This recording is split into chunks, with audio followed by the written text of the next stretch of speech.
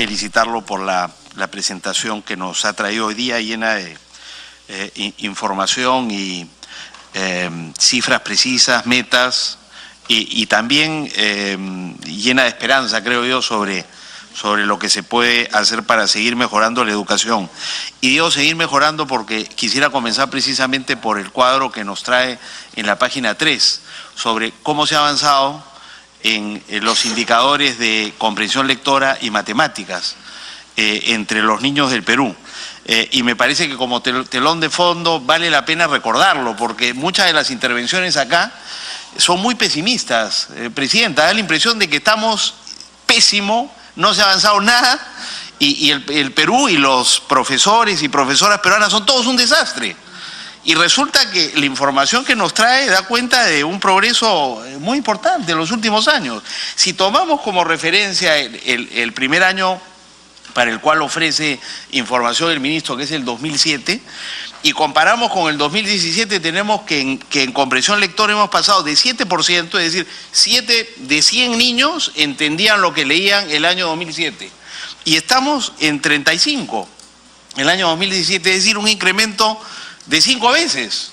35 es poco, necesitamos estar en 100, pero digamos el camino por el que vamos es un camino de avance y progreso que yo no quería hacer estos comentarios sin comenzar por ahí para ubicarnos un poquito.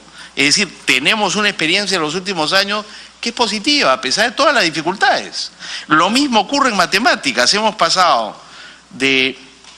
No, perdón, en matemáticas es que hemos pasado de 7 a 35 y en comprensión lectora hemos pasado de 16 a 48, un incremento de 3 veces en solo 11 años.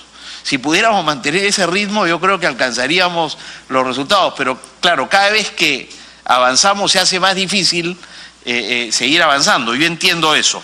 Sobre esto, ministro, lo primero que quería preguntarle es cómo usted dice que si siguen las cosas como van, en comprensión matemática, vamos a llegar a 39 el 2021, pero usted quiere llegar a 45. Entonces, quería saber cómo piensa llegar a 45 y si coincido acá con mi colega Ochoa, si no podríamos ser un poco más ambiciosos todavía en comprensión lectora y en matemáticas. Segundo, ministro, si, digamos, este incremento tiene algo que ver con las famosas consultorías, porque yo sé que las consultorías no son necesariamente trabajo de escritorio, sino es acompañamiento al proceso educativo en el terreno. Entonces, pregunto porque, como es un tema de discusión, todos quisiéramos gastar menos en consultorías y más en inversión y más en maestros. Entonces, quiero saber si las consultorías y la evaluación en el terreno de los maestros y de los alumnos tiene algo que ver con este gasto en consultorías o lo que usted llama intervenciones. En la página siguiente, que todavía gastamos el 5% de todo el presupuesto de educación se ve en intervención. Todos quisiéramos que eso desaparezca, pero a lo mejor no es una buena idea que desaparezca porque es parte del secreto de por qué hemos mejorado, digamos, en el proceso educativo.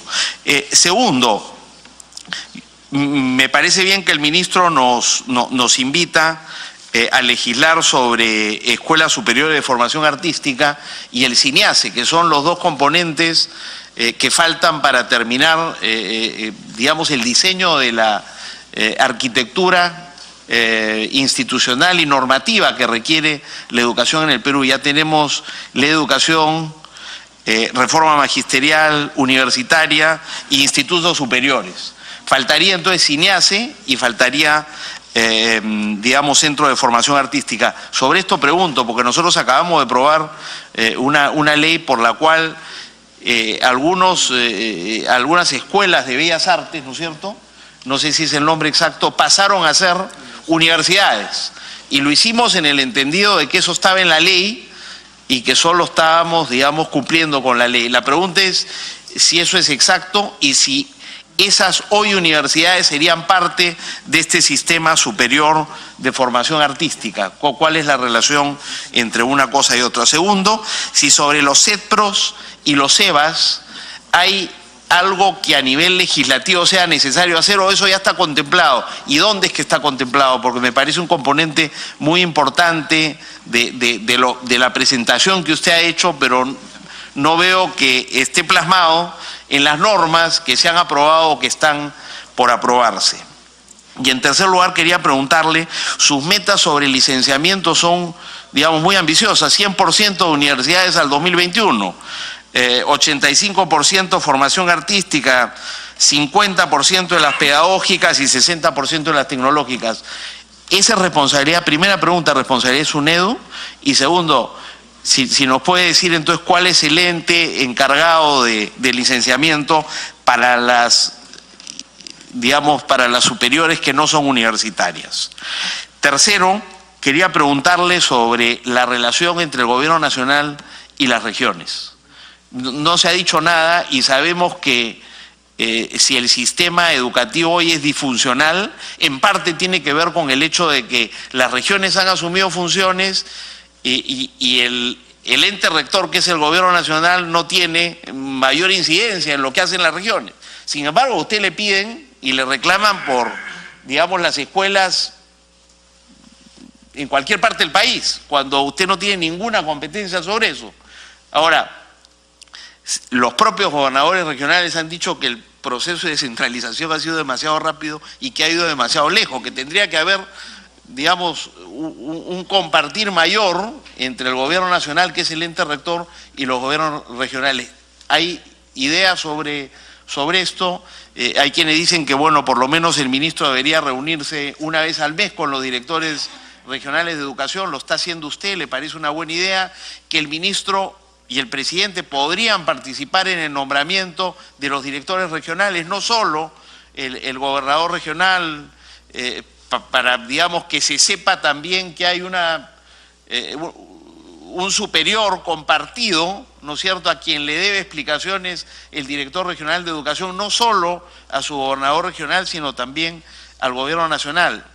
Atribuciones para que el Gobierno Nacional pueda pedir la remoción de un director general de educación, en fin, estas son algunas ideas. ¿Ustedes están trabajando algo sobre este tema?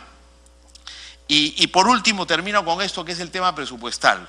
En el tema presupuestal, en la página 4, es muy interesante porque el esfuerzo que se ha hecho para mejorar los ingresos de los maestros se expresa en este cuadro, donde pasamos del 2016 el 51% de todo el gasto en educación se iba en salarios. Después de los aumentos, o sea, incluyendo el año 18, va a ser el 69%, lo cual ha reducido el recurso destinado a infraestructura e inversiones, en equipamiento, en equipos, etcétera. Y eso es un problema. Yo sé que no está en sus manos esto, y lo que yo quería hacer es más bien una reflexión, porque si necesitamos seguir mejorando salarios, que es necesario hacerlo, y tenemos una brecha de infraestructura tan grande como la que usted dice, que no podremos satisfacer con los actuales recursos de ninguna manera, entonces acá hay un llamado, ¿no es cierto?, a que veamos de qué manera nosotros podemos cooperar con el esfuerzo por que la economía crezca, que la inversión privada, sobre todo, que es las 4/5 partes de la inversión total, sea el sector, digamos, el componente más dinámico del crecimiento y reducción de la informalidad y otras cosas que son, y eso en parte es responsabilidad también del Congreso. Y lo segundo tiene que ver con la reducción de la evasión y las exoneraciones. Y las medidas que se puedan adoptar. En este momento hay un pedido de facultades sobre ese tema y ojalá que el Congreso pueda dar todo su respaldo al gobierno para ayudar a incrementar recaudación y reducir gastos innecesarios. Quería terminar haciendo una reflexión sobre eso y preguntarle dos cosas sobre este punto referido a educación universitaria.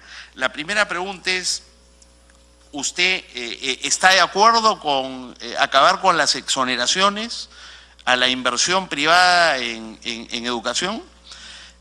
Porque de ahí yo creo que pueden provenir muchos recursos que podríamos destinar a fortalecer, por ejemplo, la educación pública a nivel escolar, a nivel técnico y a nivel universitario.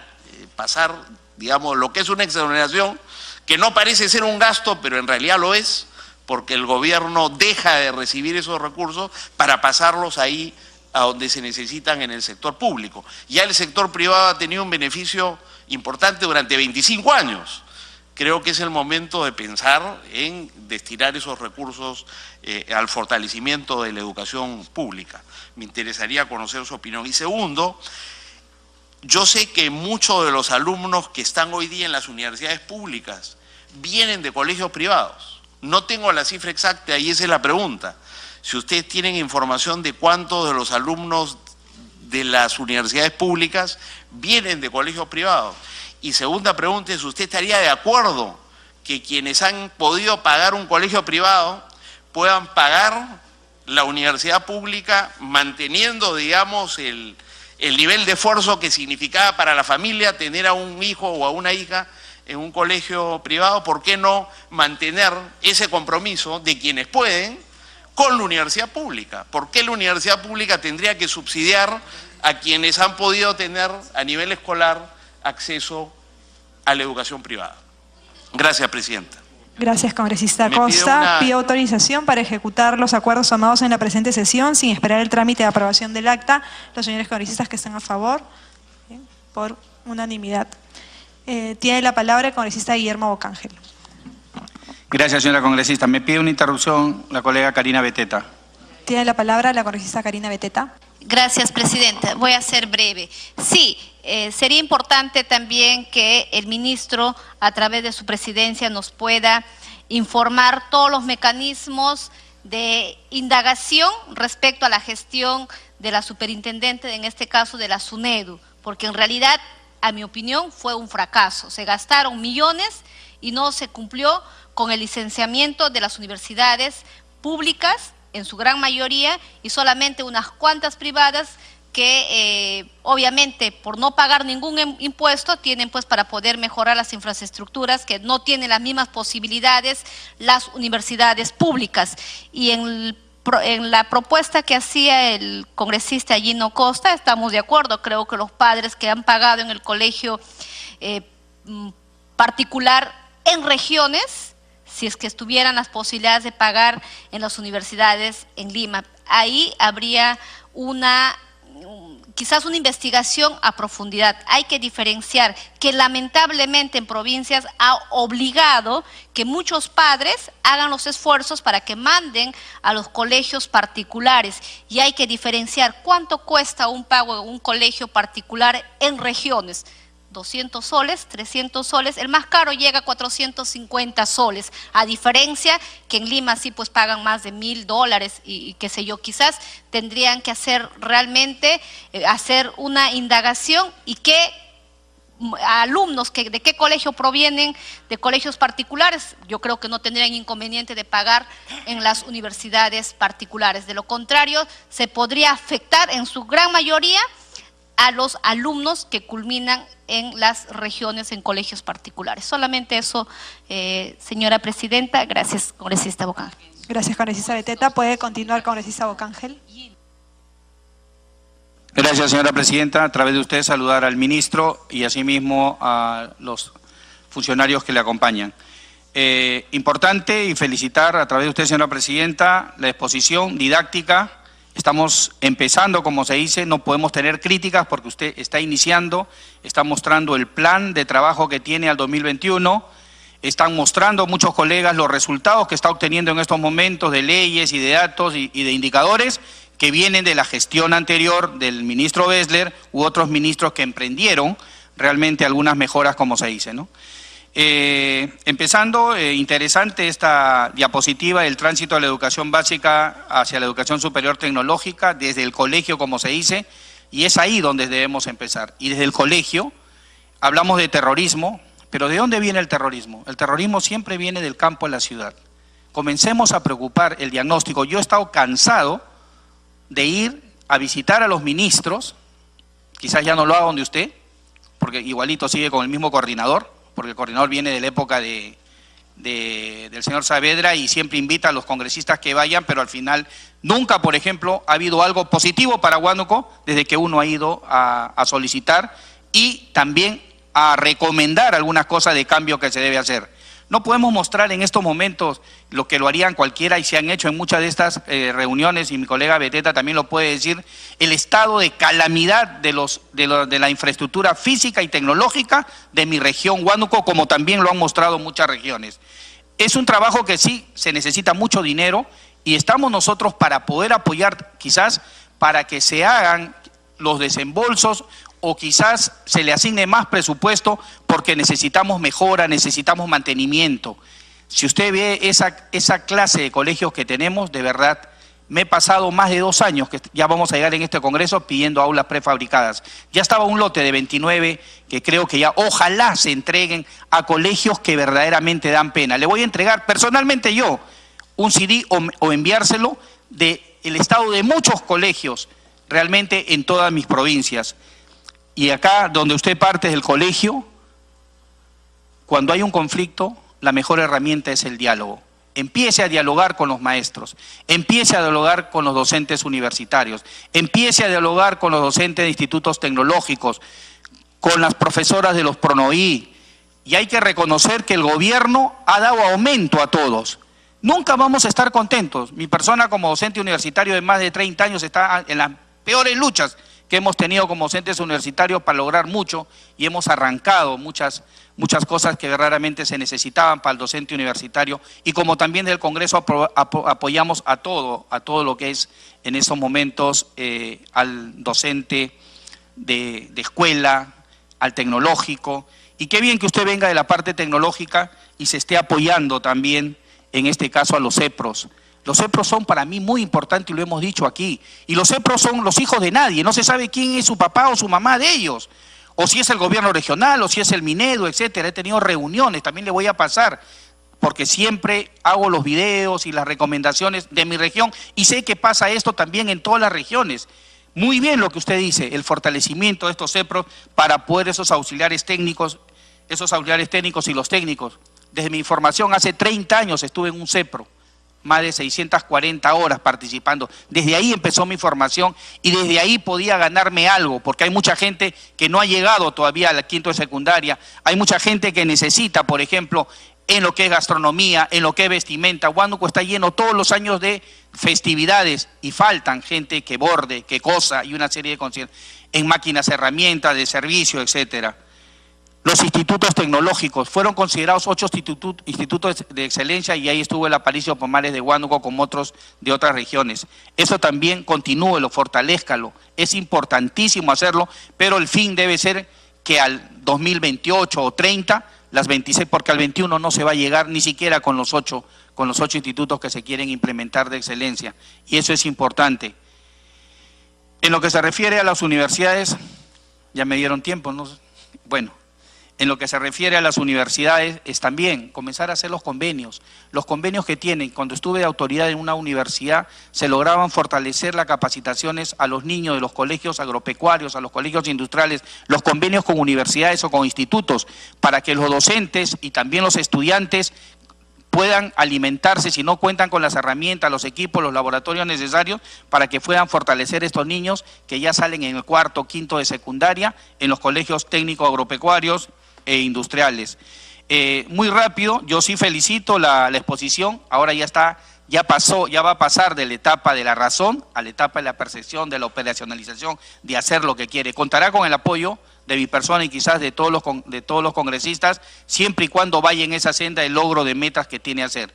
Pero sí, desde mi punto de vista, como lo dijo la colega Beteta, el fracaso de la SUNEDU. Ojalá que usted no sea un ministro digitado por quizás ministros que se apoderaron de la comisión, congresistas que se apoderaron de la comisión anterior a este gobierno, y hicieron mucho daño para mí. Para mí fue un fracaso la SUNEDU, sigue siendo un fracaso la SUNEDU, sigue siendo un fracaso para mí el nombramiento que han hecho de una persona que quizás responde a otros intereses y ojalá que cambie. No he tenido la oportunidad, pedí una cita con él, no la dan, porque quizás sabrán por qué, porque uno sabe decir las verdades y por qué ha sido un fracaso, y lo saben porque ha sido un fracaso la SUNEDU, y espero que usted recapacite y haya una reorganización de la SUNEDU, porque acá se ha nombrado una comisión y no sé cómo estará avanzando sobre todo eso. Asimismo, lo que quiero y solicito a usted, que estos indicadores que se ha propuesto de comprensión lectora y también matemática, vaya un poco más allá con fortaleza. Y hay que saber una cosa, lo que han dicho los colegas. En los 4 años de evaluación, ¿quiénes han sido los mejores, han obtenido los mejores puntajes? Son los públicos, no los privados. Son los públicos, los jóvenes y los niños, son los públicos los que han dado el mayor puntaje. ¿Y quién los ha formado? Ese docente que necesita el apoyo. Inmediatamente, también lo que se ha pedido, este problema que traemos de lo que es de los directores y subdirectores, injustamente para mí cesados del gobierno del señor Saavedra.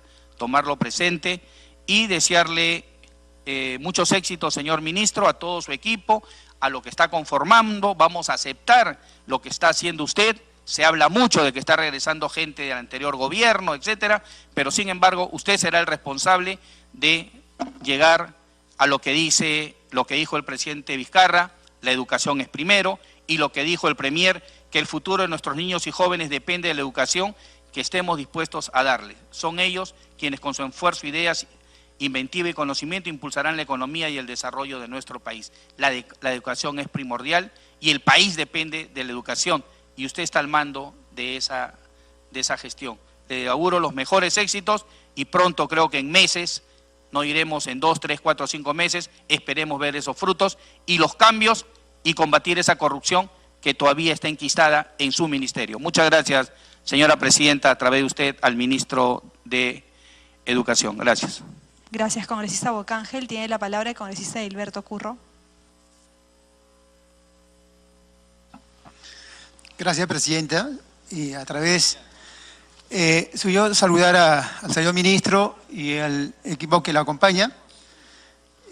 Por su intermedio, presidenta, yo quiero solicitar el informe al señor ministro sobre la comisión que se le ha encargado para ver el estudio, la viabilidad y también para ver el cronograma, ¿no?, del aumento salarial a los maestros hacia el año 2021, que existe documento firmado de parte del Ejecutivo y de parte de los representantes de los maestros, ¿no?, de que debe llegar a ganar a una UIT. Segundo, quiero preguntar al señor ministro la situación de la residencia de estudiantes de secundaria en la región de Amazonas y también en otras regiones, los estudiantes provenientes de la situación de extrema pobreza y pobreza, ¿no?, ha tenido esta implementación el gobierno a través del Ministerio de Educación. Ahora están abandonados. ¿En qué situación está eso? Tercero, ¿y cómo se va a atender cómo se va a atender, por ejemplo, la formación y la titulación de los docentes indígenas, ¿no?, que actualmente en nuestro país se necesita 55.000 docentes indígenas que requieren en los pueblos originarios y comunidades? Y asimismo, ¿cómo se propone implementar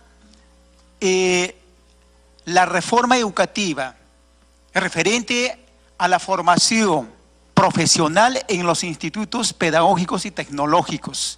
Ya que recientemente se ha aprobado, ¿no?, la ley tanto de tecnológicos como pedagógicos, que hablamos siempre hemos hablado de educación básica, pero no hemos tocado este punto tan importante, las deficiencias que existen, ¿no?, falta de implementación, laboratorios, no todas las condiciones que se debe brindar.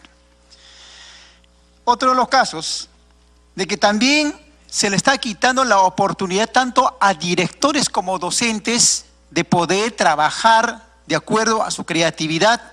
Ahora se está implementando, ¿no?, a través de textos escolares, ¿no?, dando la dirección cómo debe trabajar el docente en el aula. ¿Y dónde está la situación de la investigación? Tanto de parte de los docentes como también debe dirigir hacia una situación de investigación para resolver por lo menos, ¿no?, los problemas de cada pueblo, de cada región, porque para eso debe estar dirigido la educación, lo que queremos nosotros, tipo de hombre y mujer que necesita nuestro país. Y otro de los puntos referente a las consultorías. Yo quiero preguntar, de que tanto dinero se ha invertido y cuáles son los aportes, ¿no? ¿Cuál es el mejoramiento? ¿De qué manera ha contribuido esas consultorías, ¿no?, en el sistema educativo? O absolutamente nada, porque aparentemente no se nota nada, simplemente se ha gastado plata.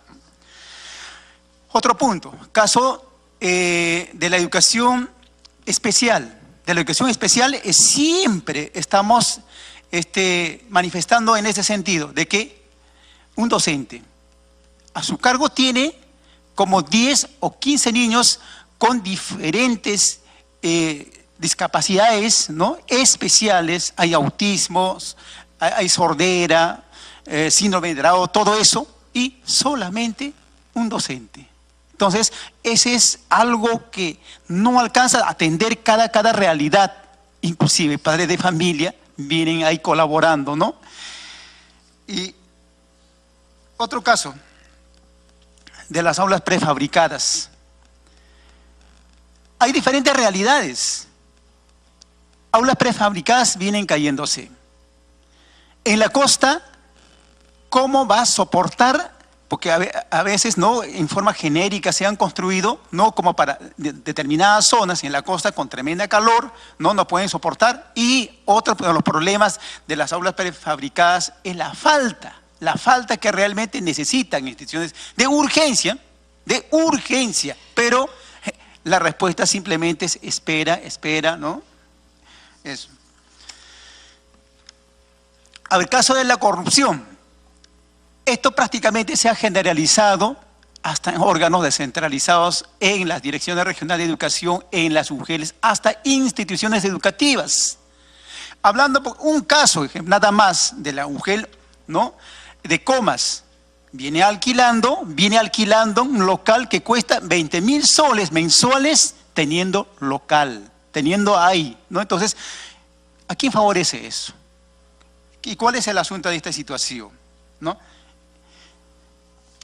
Y finalmente, referente a los directores que tenían un cargo y han sido despedidos o han sido sacados, y también referente a los maestros interinos. Aquí la situación es lo siguiente: habiendo una ley de reforma magisterial con mucha claridad señala, ¿no?, en sus artículos, cómo se debe evaluar el desempeño en el cargo a los directores y cómo se debe evaluar desempeño también en su desempeño laboral a los docentes, y lamentablemente no se ha respetado. Entonces, ¿cuál es la opinión frente a esta situación de poder reivindicar, ¿no?, a los directores sacados injustamente de sus cargos, como también a maestros, ¿no?, con nombramiento interino? ¿Y ni qué hablar? Hay maestros que han trabajado 15, 20, 25 años, casi 30 años, hoy están en la calle y no tienen derecho y no pueden acceder a una jubilación porque la ley no les permite. ¿De qué manera vamos a reivindicar, ¿no?, a esos maestros que la mejor parte de su vida le han dado a la educación? Y por último, Presidenta, a través suya, voy a hacer de conocimiento